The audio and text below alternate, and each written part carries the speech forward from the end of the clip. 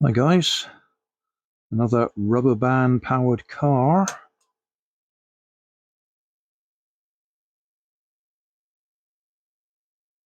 Also a test for my repaired 3D printer, and that all appears to have printed okay, which is good. I'll go downstairs and I'll show you what this is all about.